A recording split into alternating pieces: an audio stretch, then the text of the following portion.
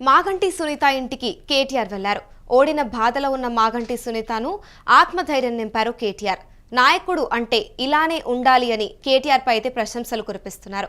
Maganti సునీతకు party అండగా ఉంటుందని కూడా భరోసా ఇచ్చారు. పార్టీ నాయకులకు కార్యకర్తలకు కూడా అండగా ఉంటారని కేటీఆర్ తెలిపారు. ఇదే అంశంపై మరింత సమాచారం మా ప్రతినిధి కిరణ్ అందిస్తారు. చెప్పండి కిరణ్, ఓడిపోయిన తర్వాత మాగంటి సునీత ఇంటికైతే కేటీఆర్ వెళ్లడం జరిగింది. మరి ఇప్పుడు అక్కడ ఉన్న కార్యకర్తలకు అయి ఉండొచ్చు, పార్టీ నాయకులకు అయి ఉండొచ్చు, అండగా ఉంటానని కూడా కేటీఆర్ తెలపడం అయితే జరిగింది. ఇప్పుడు దీనిపైన బీఆర్ఎస్ నేతలు ఏమనుకుంటున్నారు?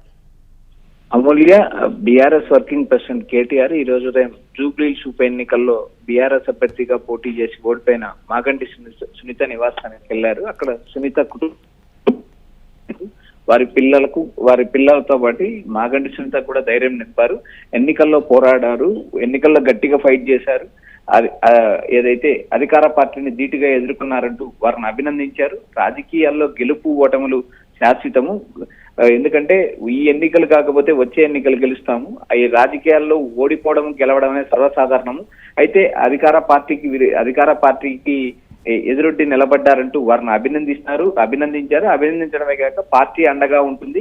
మాగంటి సునీత గోపీనాథ్ వెనక బీఆర్ఎస్ కుటుంబం ఉంటుంది, కేసీఆర్ ఉంటారు. కేసీఆర్ తో పాటు పార్టీ శ్రేణులందరూ అండగా నిలబడతారు. మీరు ఎలాంటి అధైర్యపడాల్సిన అవసరం లేదు.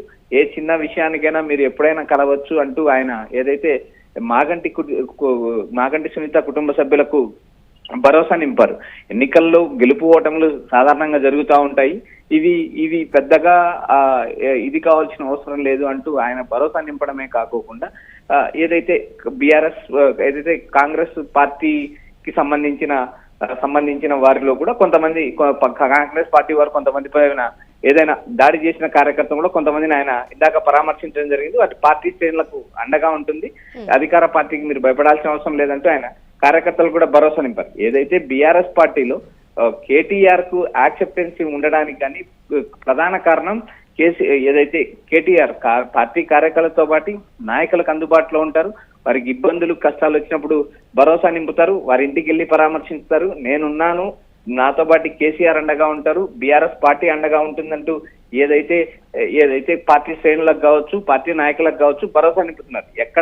ఎక్కడ ఎలాంటి ఇష్యూస్ జరిగినా కూడా ఆ జిల్లాలకు ఆ ప్రాంతాలకు వెళ్ళి ఆయా నియోజకవర్గాలకు సంబంధించిన నేతలను కూడా ఆయన భరోసా నింపడమే కాక పరామర్శిస్తారు, ధైర్యం నింపుతారు.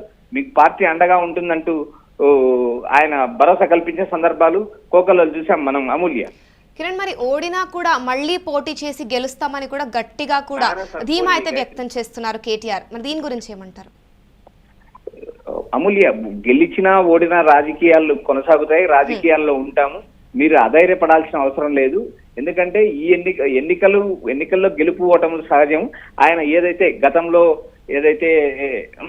కంటోన్మెంట్ లో ఓడిన అభ్యర్థి ఇంటికి కూడా వెళ్ళిన విషయం మనం గమనించింది. ఎక్కడ ఎలాంటి సంఘటనలు కానీ అధికార పార్టీ వర్సెస్ ప్రతిపక్ష పార్టీకి మధ్య ఏం జరిగినా కూడా ఆయన వెళ్ళిన సందర్భాలు ఎక్కువ ఉంటాయి. ఆయనకు పార్టీలో కూడా యాక్సెప్టెన్సీ ఉండడానికి కార్యకర్తలు అండగా ఉంటారు. కార్యకర్తలతో ఆయన సమావేశం అవుతారు, కార్యకర్తలకు అండగా ఉంటారు. వాళ్ళు ఇళ్లకు వెళ్తారు, పరామర్శిస్తారు. ఎన్నికల్లో గెలుపు ఓటములు సహజం అంటూ ఆయన పార్టీ శ్రేణులకు కూడా భరోసా నింపిన పరిస్థితులు మనం చూసాం. అమూల్యం, మరి ఇప్పుడు కేటీఆర్ లీడర్ గా సక్సెస్ అయ్యారని పార్టీ శ్రేణులు భావిస్తున్నారంటారా? ఖచ్చితంగా. ఎందుకంటే రాజకీయాల్లో యాక్సెప్టెన్సీ ఉండడం ప్రధానము. ఎందుకంటే ఆయనకు బీఆర్ఎస్ పార్టీలో ఇంతకు మునుపు కూడా కవిత వర్సెస్ కేటీఆర్ గా జరిగిన విషయం మనం చూసాము. అయితే కేటీఆర్ పార్టీ శ్రేణులకు అండగా ఉంటారు, పార్టీతో నడుస్తారు. ఆయన ఏదైతే పార్టీ శ్రేణులకు కానీ పార్టీ నాయకులకు కానీ అండగా చూసిన విషయం తెలిసాము. అదేవిధంగా పార్టీ కార్యనిర్వహణ అధ్యక్షుడిగా ఉన్నారు, వర్కింగ్ ప్రెసిడెంట్ గా ఉన్నారు. ఆయా జిల్లాలు, డివిజన్లు, ఆయా ప్రాంతాలు పర్యటించి కార్యకర్తలకు భరోసా నింపుతారు.